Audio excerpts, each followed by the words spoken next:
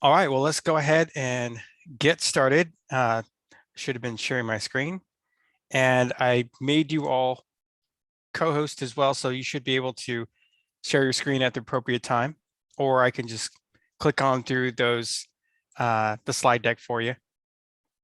So welcome to our second official Kelvin webinar. We're doing our kind of a webinar series, Surveys for Change. My name is Justin Garcia, and I am a CSM for Kelvin Education. And we'll get into introductions in just a second here. We are privileged to have the folks from Rim of the World Unified School District with us. So we'll introduce them in just a minute here. So Heather and Cindy, I'll let you guys introduce yourselves in a second. And then also the Kelvin team. So there's three of us here along with Rim of the World. And so what we're going to cover, we're just going to, meet the Kelvin team. That's three of us for today, and talk a little bit about what is Kelvin. And then we're going to let Rim share how they're using Kelvin, how it's integrated in their whole process for SEL and MTSS. And then we'll open it up for Q&A. And that's what we're going to cover. So meet the team. I'm going to go ahead and stop sharing my screen for a second. And as I said, my name is Justin Garcia, and I am CSM with Kelvin Education. And I've been in ed tech for about, I guess it's about eight years now. Went by really fast.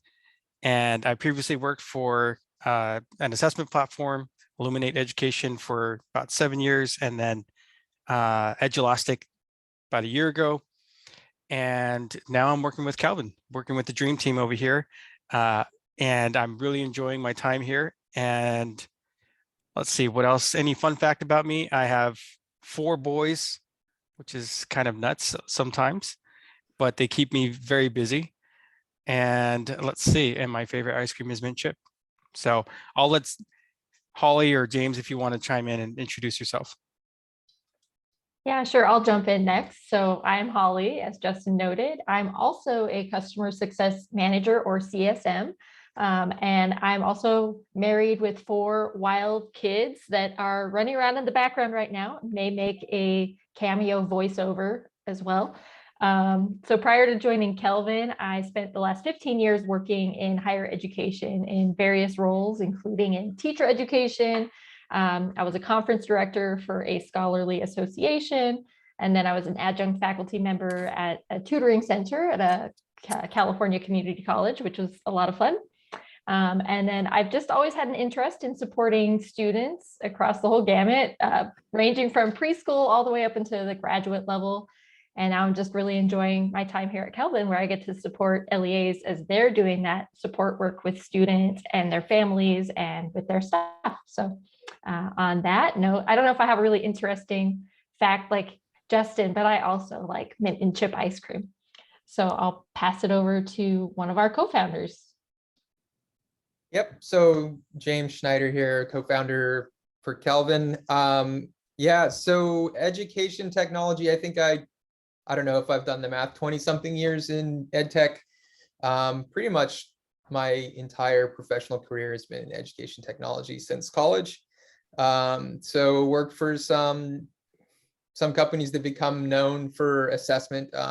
Data Director back in the days, if people remember them.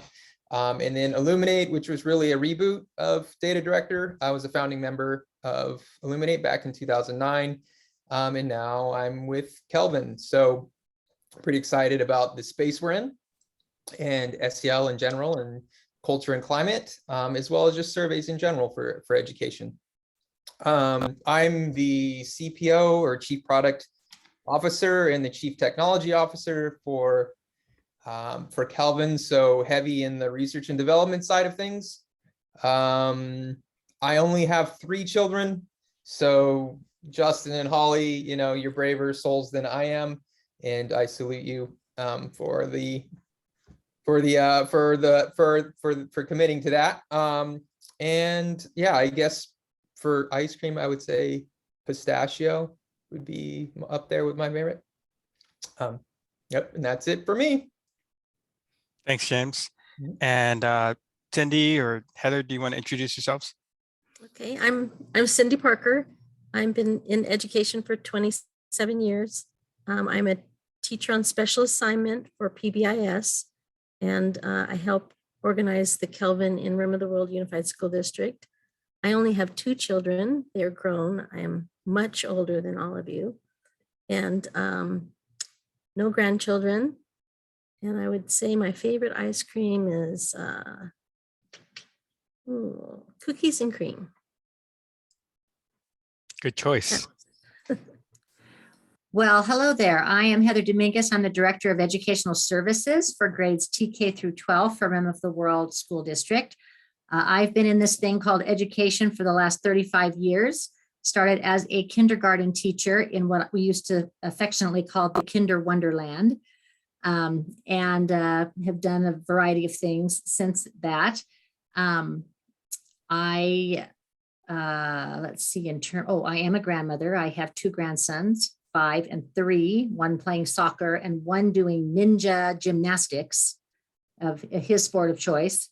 I have 2 grown daughters. One is the mother of the grandchildren and another one graduating college next week. So I'm very excited about that. And I will never turn down an offer of a scoop of mint chip ice cream. Although I also like pecan praline and just regular old chocolate chip. So those are just sort of ice cream in general is a pretty good thing. So that's just a little bit about me. Well, thank you so much, Heather and Cindy and the team. And I'll go ahead and share my screen again here. And so we're going to talk a little bit about what Kelvin is. Can you all see my screen, or which screen are you seeing here? Do you see where it says, what is Kelvin? Yes. Okay, perfect. Sometimes I don't get that little green outline. So what is Kelvin?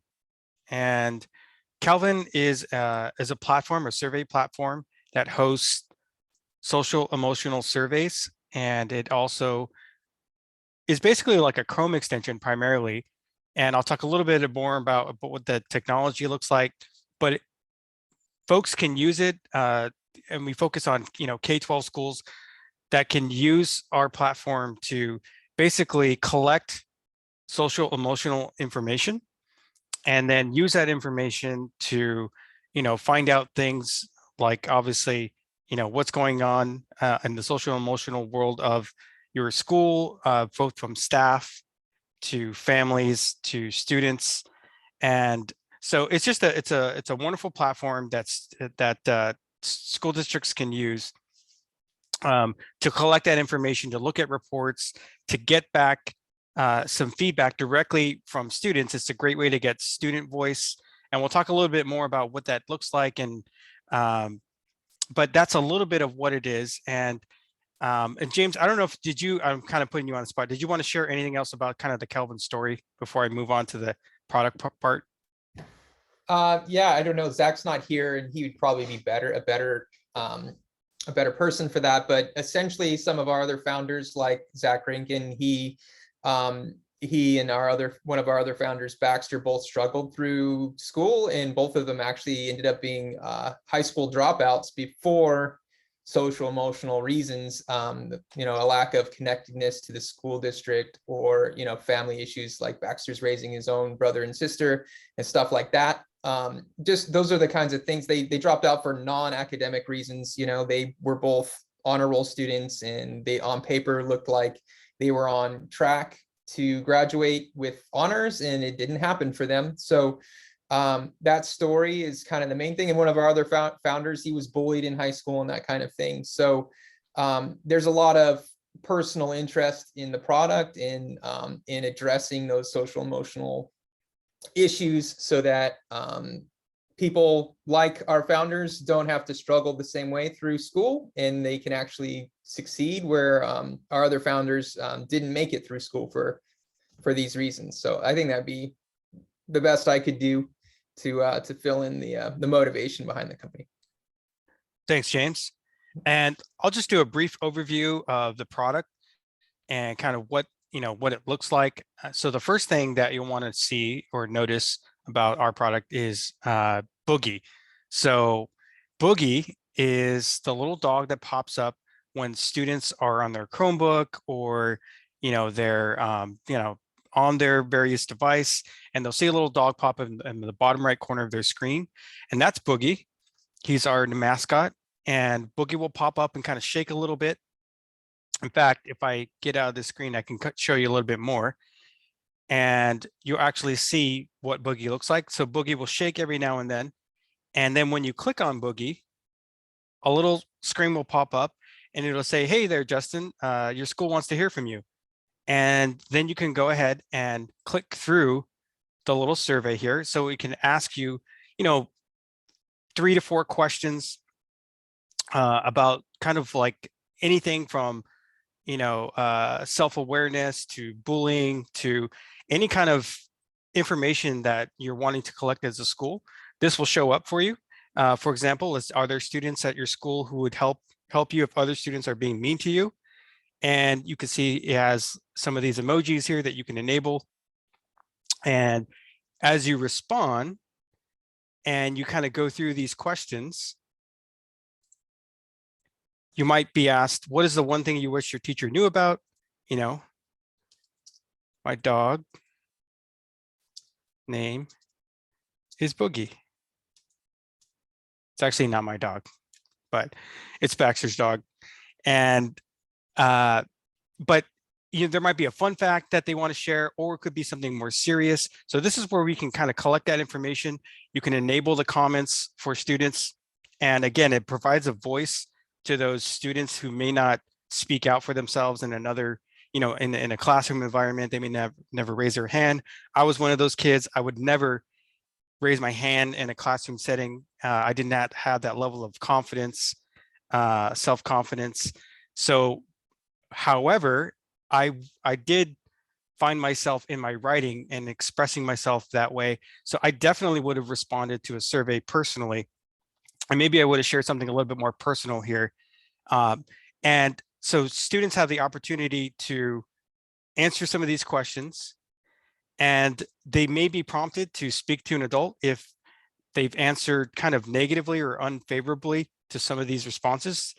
So they will automatically be prompted, if you enable this feature, to speak with an adult. And this is another powerful tool of Kelvin, which again allows the students to let the school know, let school leaders know what's going on with them. It could be just a check-in, could be like, hey, Mr. G, I just wanted to tell you that that I really like your class. Or it could be something more serious, like, hey, I would really like to speak to his counselor. I'm having some trouble at home. And so it prompts that conversation. And so it's really nice because we call it the unsystem.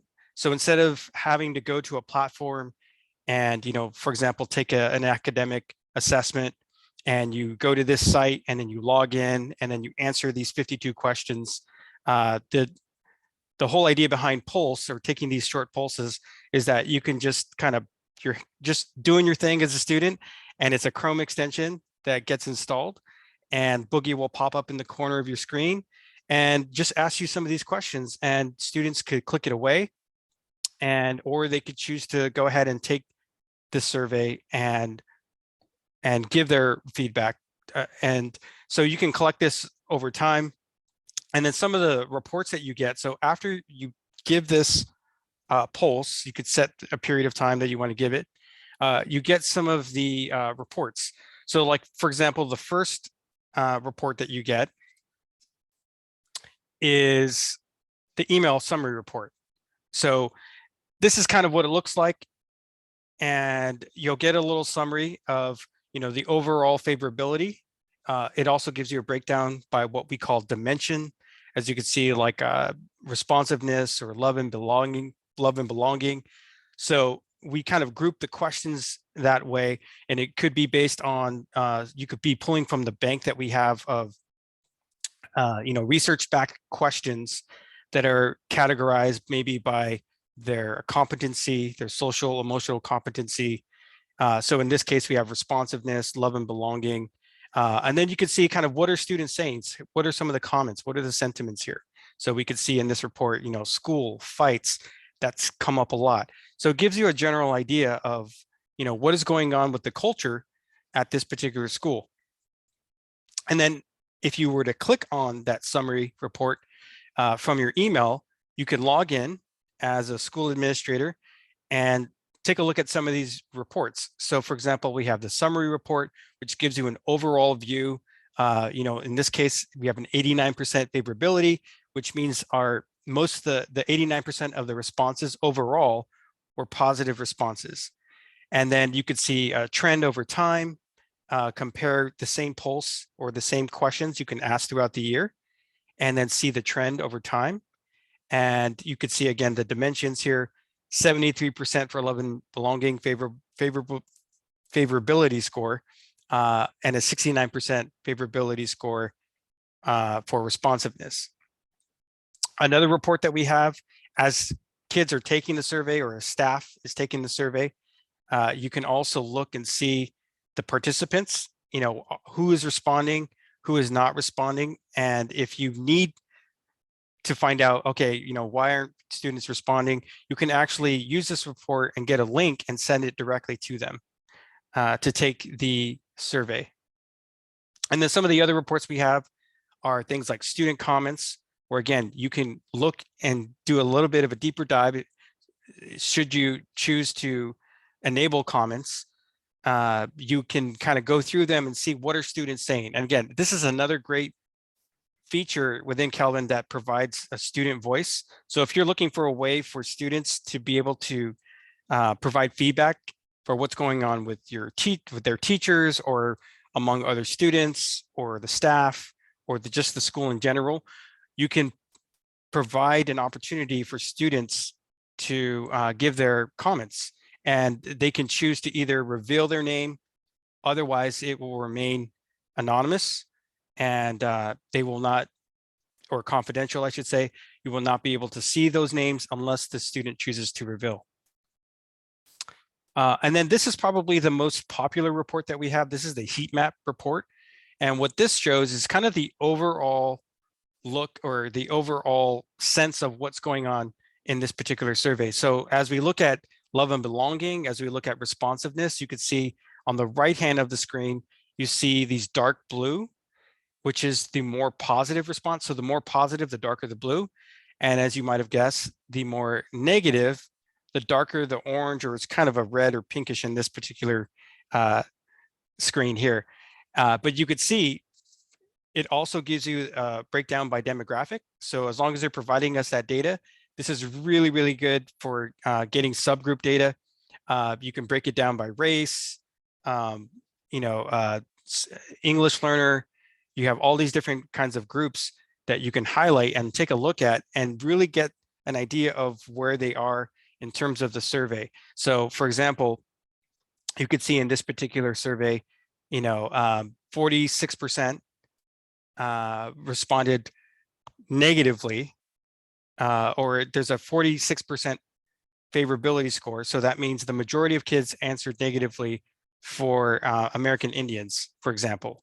And as you can see, there's a student count there. Keep in mind, there's only 4 students. So again, this is another report that you can use to look at the results after you get them back. And then, of course, we just like to say that it's easy to implement. We can get you up and running within 1 to 2 weeks after we get your data, and then you can start giving your pulses right away. That's what we call these surveys. It's actionable, so you can take that data, and then you can use that data to help you make decisions in terms of how are you going to respond. We noticed that the love and belonging score was really, really low. What are we going to do about that? And then it's practical, because you can use it throughout the year. As I'll let Rim kind of talk about how they use that, because that's one of the things that we want to share in this webinar, is not really just talk about Kelvin, but really how districts are using Kelvin to leverage the reporting and to leverage the technology to be able to make informed decisions, and then to do it in a very practical way. And then, of course, it's invisible. Surveys don't interrupt the instruction. So part of the technology piece is that it's the unsystem. Boogie just kind of pops up there. And as students are curious, they can choose to take the survey. And so that kind of just is a really brief overview of Kelvin and kind of what it can do. There's obviously many other features, but we don't want to talk too much about us. We want to get into the next part of our webinar and talk about how our clients are using Kelvin. And so now I'm going to hand it over to Heather and Cindy from Rim of the World. And I don't know, did you want me to click through this, or do you want to share your screen? I'd love for you to control it. That would be great, Justin. Okay, great. Thank you.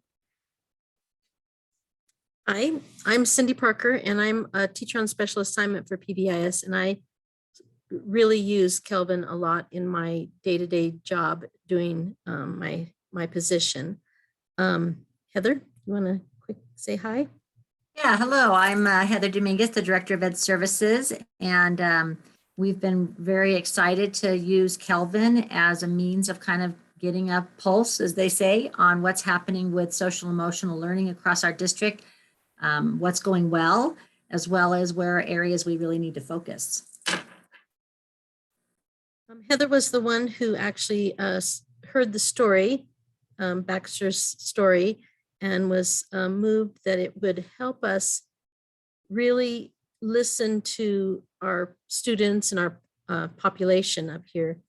Instead of seeing and participating in the California Healthy Kids Survey, which is done just once a year annually, and it's a huge test, or not a test, a huge survey, and people wouldn't participate because it was so big. And she liked the idea that these were small incremental pulses, that's what they call them, in the survey, where we can do it more frequently through the year and make it more manageable, and we could respond to the data in a more quick manner as far as cycling through.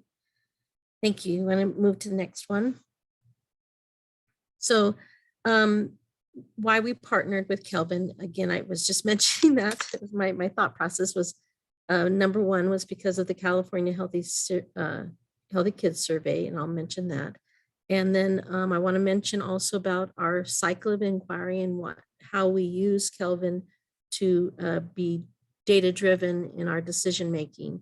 And then I want to share a little bit about our journey. We've had some little, roller coaster ride in the beginning, and things that we've learned as we move through using Kelvin.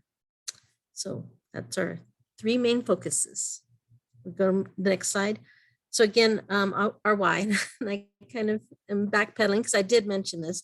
Our reason why is because the California Healthy Kids Survey was very lengthy, and we didn't have a lot of participation in it because there were so many questions asked.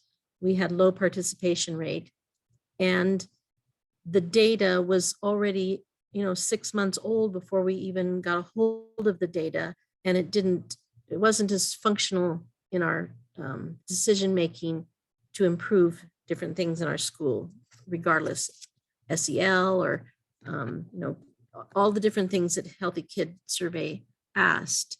It wasn't usable, is what I want to say. Is that right, Heather?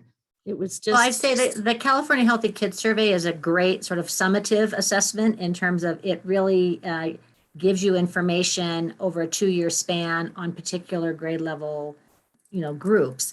But in terms of relevant, live, actionable data that's pertaining to the students that are sitting in our classrooms every single day right now, and the feelings and the needs and the things that they're experiencing in real time, the California Healthy Kids Survey did not help us address. It does serve a purpose, but it's more of a summative kind of piece, where Kelvin is more of a formative piece, where it's really something that we can make decisions on every day by looking at those areas that the kids are telling us, hey, in this area, you're doing it, we're doing good. And in this area, we need some additional support. So it's a lot more actionable in real time, is one of the things that we really thought was a positive attribute of the Kelvin system. Excellent. Okay, you want to go to the next slide, and we'll share a little bit about our cycles of inquiry. So each of our school sites have a PBIS team.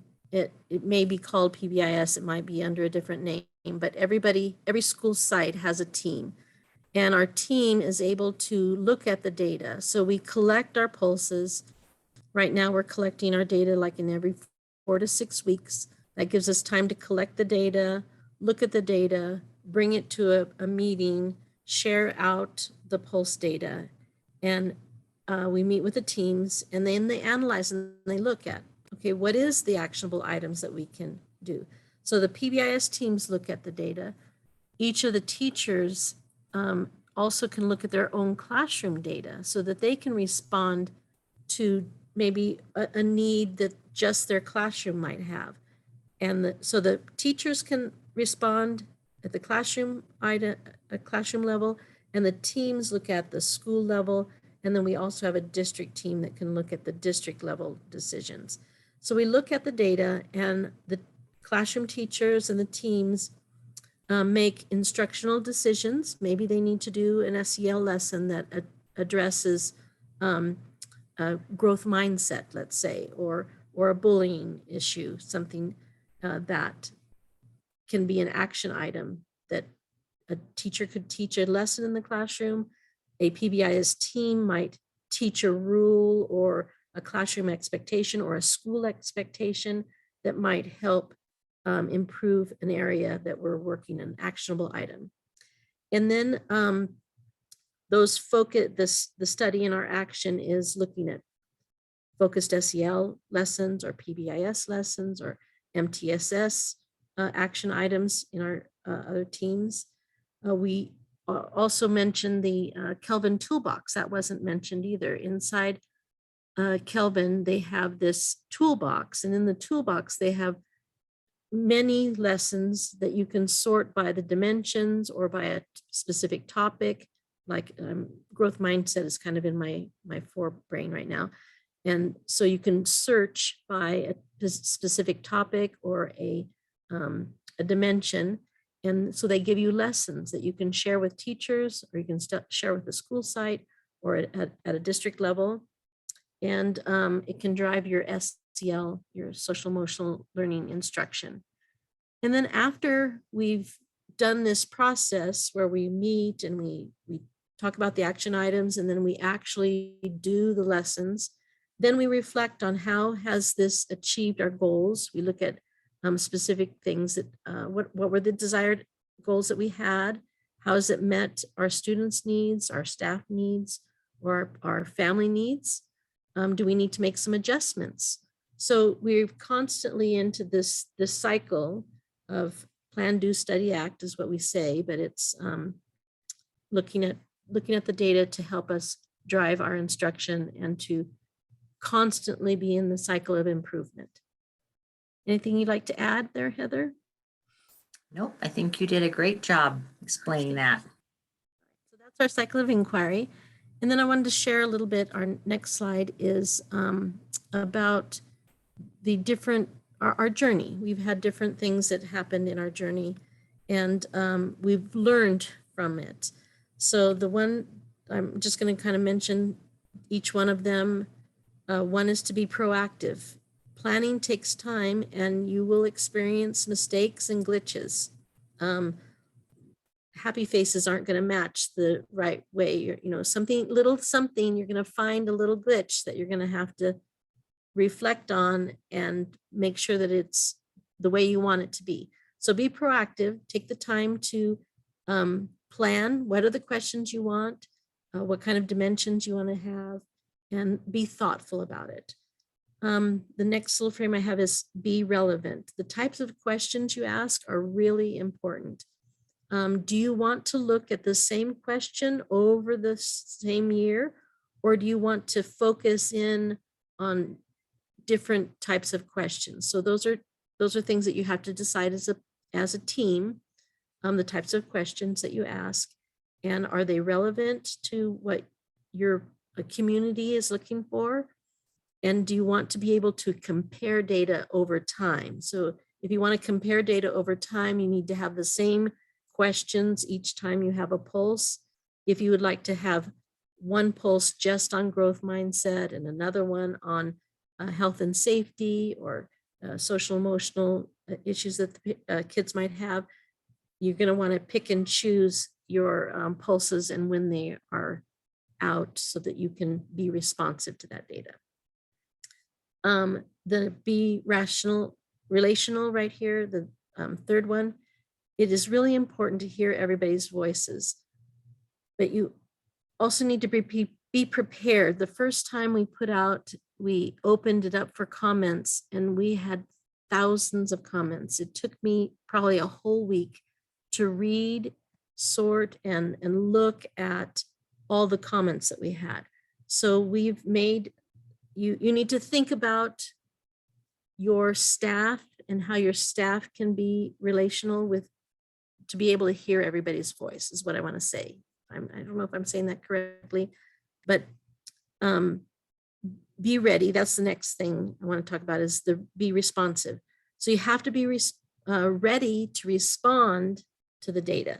So we found in our very first pulse that we had that we didn't have enough counselors to support the kids asking for adults to talk to. So that was something that we became very responsive to right away. We made sure that we had an elementary school counselor to listen to our elementary kids. We already had junior high and high school counselors, but we didn't have an elementary school counselor. So that was something that we needed to have. So that's being supportive, having the staff to support students if they request to speak with an adult. And then the last one I wanted to have on there is be thoughtful. Use the heat map. It really is a great tool to visually show people just how kids are feeling in different race ethnicities or in boys and girls. You know, maybe they're experiencing problems with getting along with other people, and you know, maybe they're talking about fighting, and is it one particular group that's talking about fighting and they're feeling bullied? So it really does give you an idea and a quick picture to look at your data and be thoughtful about how you use that data. Is there anything you'd like to add, Heather, to that? When she was talking about being relevant and being responsive, all of those ideas, one of the things we discovered this year is I have several students on my LCAP's Educational Partners Committee. And so as we're developing those strategies, we learned that some of the questions that we were asking on our pulses were not really relevant for the students that we currently have at our school. And they were giving us feedback and saying, you know, some of the questions that are being asked really aren't the questions that they are about the issues that we're experiencing. So we're really having conversations about how do we increase our ability to have more student voice in the questions that we select to go out as the pulses, so that we're really asking questions that are relevant to the student population that we are dealing with. And so that was really great to hear from the kids. I love hearing from the kids. They're so wise oftentimes. And so we're going to work really hard next year to go in and work with the high school team, particularly to get their feedback on, okay, here's the pulses that we're going to be doing. Here's the questions we're going to be asking. What do you think about them? And what feedback can you give us to have them be more of a participant in that process, and then maybe have more ownership over them? And that may help us increase our participation and really hear from them. So that's kind of an example of some of those components that Cindy was referencing. And we did create another team, or excuse me, not, well, it is a team that is a district-wide team that is going to be looking specifically at that and how we can be thoughtful and respond to student voice. It's a great team that we're creating. We've only met a few times, so we'll see how it goes for the next year. So, and it does take time, you know, when Cindy was talking about expect glitches and expect challenges, like when she was saying the counselors, you know, if we got all this feedback from these kids, we want to talk to adult, we want to talk to adult. And we're like, oh, what adult are they going to talk to? right. So the first time we had all these kids reaching out, and they sat for a week or more, where And Kelvin's great about sending little reminders. You have students who are still waiting for responses, you know, to prompt us to continue to revisit that. And what's really cool is after a couple of years of doing that, I mean, we have them, they are all responded to by the end of the week that the pulse is being administered. That wasn't the case when we first started. When we first started, it wasn't quite that smooth. But as we're getting, you know, learning the process and working through the glitches, having perseverance and grit to not give up just because we've had some challenges, it's really been exciting to see how it's progressing over time, and we're getting a lot more participation in the pulse. Excellent. Well, that's what I wanted to share with everybody. If anybody has questions, I'll be happy to help and answer. Well, great. Well, thank you so much for sharing that. And I'm just going to leave this on the screen for a little bit for anyone who wants to jot that down. Thank you for putting your contact information. We do appreciate that, because one of the goals of having these webinars is really to get schools connected and school districts connected with each other, especially in the same regions. You know, we know that you're in San Bernardino County, and we have other San Bernardino County school districts that are also using Kelvin. So we just want to get everyone together, kind of thinking along the same lines and sharing ideas. And so thank you for, you know, being willing to share what you've been doing. And then also we do have a few questions that we'd like to ask you. Oh, thank you for, oh, we got credits. Very cool. So for the Q&A time, you know, we were thinking, Holly, did you have a couple of questions you wanted to ask? Yeah, and first, I just want to give shout out to both Heather and Cindy. I love your growth mindset and how you've approached using Kelvin in your own district, and just seeing how you've leveraged it and learning as you go, and just, you know, having that positive outlook and very intentional in your thinking. And I guess along that note, how did you decide which dimensions you wanted to measure throughout the year? I know that you kind of narrow it down to a few and kind of rotate through, but did you follow particular guidelines, or did you kind of already have an idea knowing your students that you're working with? Well, our first year that our first year we began, our dimensions were actually planned through our district PBIS team, our core team that we have, that was a representative from each of the school sites and administration. And they chose the dimensions. I think was school safety was the number one, school connectedness, and one other, I can't remember that first year. And we, environment. Yeah. yeah, and we Yeah. previewed it with the school board, I believe, or the superintendent. Heather, you probably could answer that, who you got approval for or from. Yeah, our school board felt very strongly about safety as being a priority. And so they really wanted to make sure that was something that we included. And so we always include a sense of safety on our surveys. And then the PBIS team that Cindy referenced got together and looked at the dimensions that are within the system and kind of said, what are ones that we are wanting to target? And we just picked 4 so that we could be very focused. And we tried to ask the same dimensions of our students, our families, and our staff, so that there was some commonality in the dimensions that we were reviewing. And then when COVID hit, that really kind of threw a monkey wrench in some of our systems, because our teams weren't meeting in the same way that they were before. And so we're kind of revisiting that practice now that we're back this year for in-person instruction. And there's been, challenges this year with substitutes and having time to come together to meet, to have those conversations.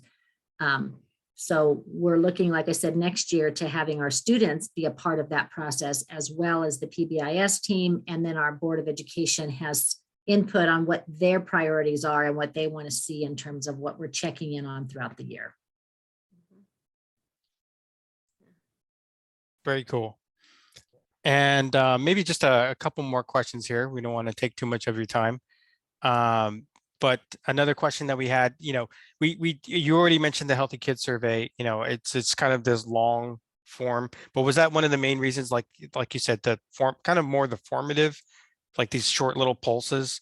And then you also mentioned kind of like how you're collecting data throughout the year.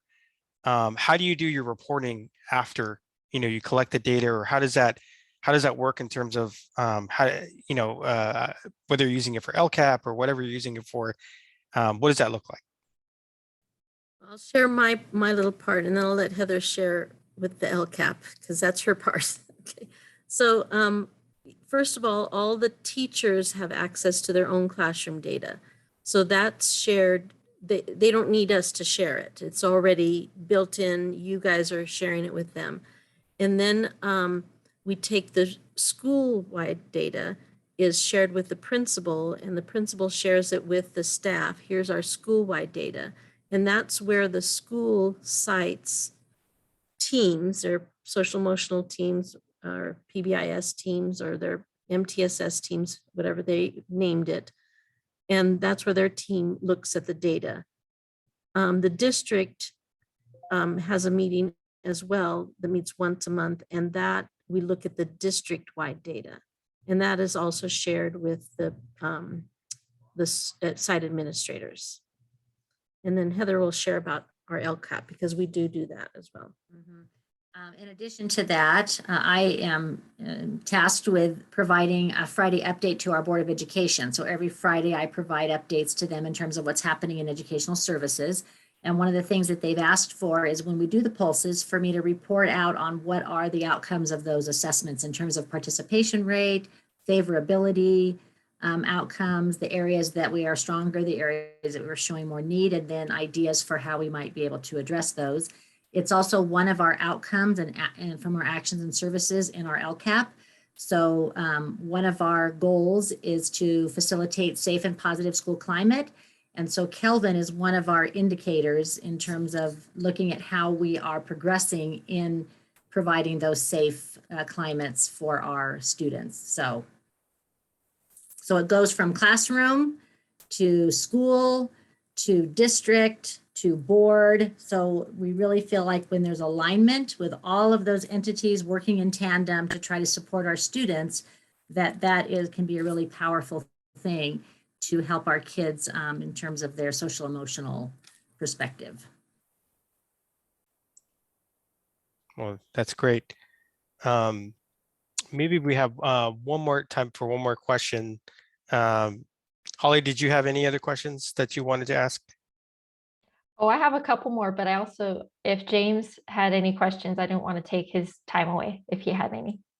You want me to do mine, James? No, you can go ahead. Yeah. Okay. Yes. So I guess on that note, because you're leveraging it from really, like, as you said, classroom going up to the district level, do you have any recommendations for how your district or other district and school leaders can use their data in a meaningful way? Just thinking on how you all have been so thoughtful in planning out the entire process. What would kind of be the key takeaways for other district or school leaders and how they can leverage? Oh, is that okay, Heather, if I speak first? Okay. So the first thing that I would recommend is, being thoughtful on the questions that you ask. So if you're being thoughtful about the questions that you ask, and you know that it's something that you can plan some kind of an action for. So let's just throw out a question. Do you feel like you're smart, or that you can grow with your learning? I think that's one of the questions. I wish I had one of the questions up here, right here with me. And a kid says no, and when you get a lot of comments like that, you think to yourself, oh, maybe I need to teach some growth mindset lessons. And in the toolbox, there are growth mindset lessons. And so you mentioned to your staff, your teachers, okay, if this is an area of need in your classroom, here are some lessons. And he's even showing you the toolbox. So I'm very familiar with the toolbox. So go to dimensions, click on dimensions, and you see how it has all these different categories. click on growth mindset. You see that right there? That's right there.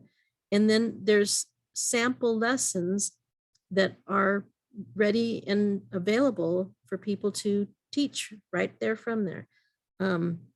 They have different also organizations that provide the lessons. Like I know that there's some cultural there's different sources. There you go. Castle is a great resource for social emotional learning.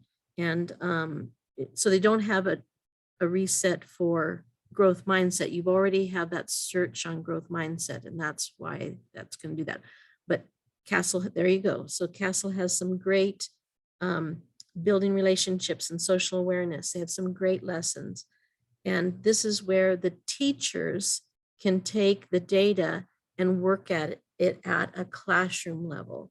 So again, this is where we engage the teachers at the teacher level, and we share this kind of information with them. Also, several of our schools do have SEL curriculum that they use at the elementary level. We have 2 school sites that have that, and one of them uses the Leader in Me as their SEL and their MTSS information. And that also has wonderful lessons built in. So our other 2 schools have Second Steps program that they use and teach those lessons. And again, and then another one has, oh, Heather, I'm not remembering what the junior high and high school has. I can't remember, but they also have curriculum that they can teach from the data, whatever they collect. I hope that answered your question, Holly. Yes, that was great. Thank you.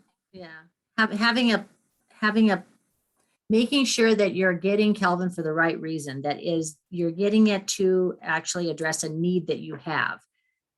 Because if you just get it just to get it, it's not going to be as effective as if you've identified this is a need that we have within our district, and this tool is going to help us meet our need, and then messaging it across the district so that people understand why you're doing it. And be patient. It's going to take time. It's not going to be perfect the first year. So with any new rollout, you have to have some time. It takes 3 to 7 years to make positive change, they say. And so, it's going to take some time and effort, and don't get discouraged because it doesn't go right at first, or you have people that don't go woohoo right at first. It's a process and it takes time. And as people start to see the positive benefits of it, that will build great momentum. So I love the Learning for Justice. Those are great. They have great information. All of those little resources that they have are really wonderful. I highly recommend people looking at the toolbox and really taking advantage of these lessons that are already pre-done for them. So that's a positive thing. Good. I love to hear that you're using them in that way, Cindy. And I'm sorry, Justin, I want to squeeze just one more last question in there, because as you were both talking through this and the changes you mentioned, as you're looking at your pulse results, maybe having to make adjustments, what would you say to a district leader or a school leader who's looking at these results and they might feel overwhelmed and think, oh, I have to make all these major adjustments? Does it always have to be something big, or are there smaller things like Cindy, you mentioned the lessons, but. Well, I think that it's actually better if you look at an actionable item that you can actually do. If it's something that you don't have the capacity yet, did you hear that? Yet, it's okay. If it's not yet, you don't have it yet. It takes time, but do the things that you have the capacity to do and that are actionable, that people will see that you're working toward a goal. As long as your momentum is moving forward, you're going in a positive direction. It's the people that think, I can't do that, that's that closed mindset. And you need to be moving forward, whatever that looks like. different schools and different school district, it's going to look a little bit different. But realize that this is a tool that you can use to help build a positive school climate and culture. I think that that's the main gist of it, is that it's a tool to help you analyze data and use the tools that are available to you already with the toolbox, or your own SEL curriculum that you have in your district to move forward. Oh, maybe I need to be teaching bus speed expectations better because kids are saying that there's bullying on the bus. So that tells you that you need to reteach that expectation, or kids are, pushing in line, or they're using bad words. So maybe we need to step back and reteach that expectation and give them the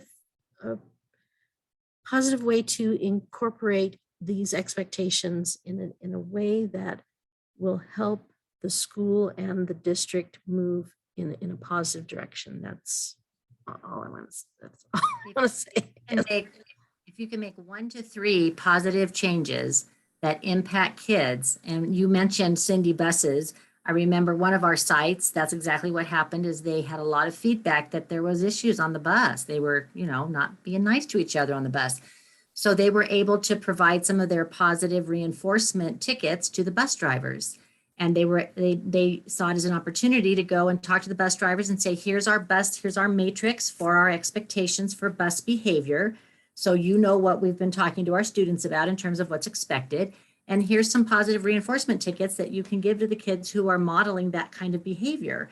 And that seemed to really kind of help it. And they were able to create some relationships with their bus driver, because we know how powerful positive relationships are, whether that's with the bus driver, the janitor, the secretary, the lady who serves them their lunch, whoever that is. Building those strong relationships in a school community are so very powerful. So that's just an example of one little action that came out of information gleaned from one of our pulses. Well, great. Well, we're coming up on our time here. So I do want to respect that. And I know we can just continue to ask more and more questions about what you're doing. But I just want to thank you for, everything that you're doing, both in your district. Thank you for sharing everything. That's it just was, talk about positive reinforcement. You really positively reinforced, what we're trying to do here at Kelvin. And I really appreciate what you all are doing. And I just want to thank you personally for being willing to share that with our other customers and potential customers. And, we're just really, really thankful and for you sharing this with us. Yep. And I want to actually jump in and say thank you as well. The presentation, by the way, I felt was fantastic. For me personally, I just love seeing clients actually using the product. I'm on the R&D side, so I don't get to see the positive impact sometimes the platform makes. So it really warms my heart to see how well you guys are doing, and all of the things you're doing are just blowing my mind, and it amazes me. Just students being involved in the question asking process, the responsiveness and the intentionality there is just amazing. And hearing that you're responding to student requests for assistance like in almost real time is just amazing. So well done, and keep going. I just want to encourage you guys to keep doing good stuff where you're at, and thank you for using our platform. We really do appreciate it. We appreciate it being available. Been a great partnership, so we appreciate it too. Yeah, I love the bus driver story too. It's so good. So awesome. Thank you so much. All right, have a good afternoon. Yeah, thank you so much. And if you want to get in contact with us, just reach out to hello@kelvin.education. And just want to thank everyone for participating, and we will see you later. All right, have a good day. Bye-bye. Bye, thanks.